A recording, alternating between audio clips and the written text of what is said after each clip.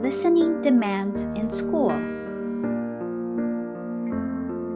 In traditional classrooms, students use listening skills when following directions from teachers. Students use listening skills when taking notes from lectures.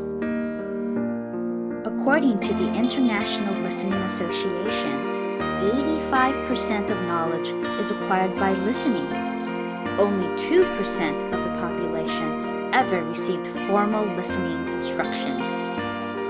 Listening demands in today's classrooms. A lot of schools that are really successful don't have the adult teaching up at front. They have a more collaborative environment. Torres was not just the teacher. He did not just stand there and, preach to the choir. It was, all right, guys, here's this. Let's figure it out together. And no one had ever done that. Learning shifts from individual assignments to group projects.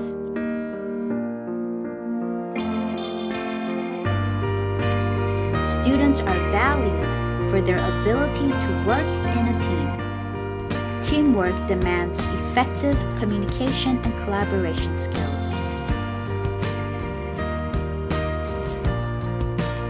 If you don't know how to listen, how can you communicate and collaborate effectively? It was more of a sense of collaboration where you didn't need to know anything and it was okay not to know.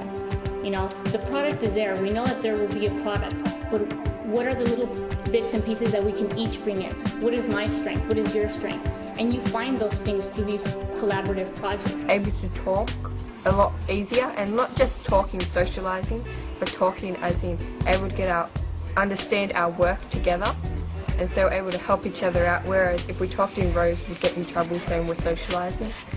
They'll not only learn something new, but they'll also teach their fellow peers, and they do say that once you can teach someone else how to do something, you've learned it well enough. That's how people learn, when they're in an interactive environment. Miscommunication. When communication breaks down,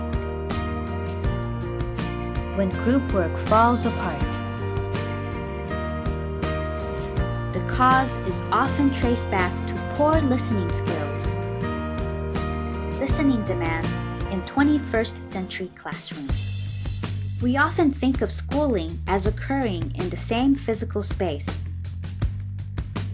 However, in a 21st century classroom, technology has flattened the classroom walls, enabling students to partner with classmates across states, countries, and time zones. Compared to a normal class, this is totally different. You're sitting there in rows and you've got a teacher right in front of you, and you just sit there and listen, you copy overheads. Here you're interacting with people, you're talking. If you don't know the answer, there's someone in the room you can do, and even if you don't, well, there's the technology there where you can talk to someone from overseas or anything. In a traditional classroom, students discuss and write essays to express their understanding. A 21st century classroom offers students more options. Students can converse by texting,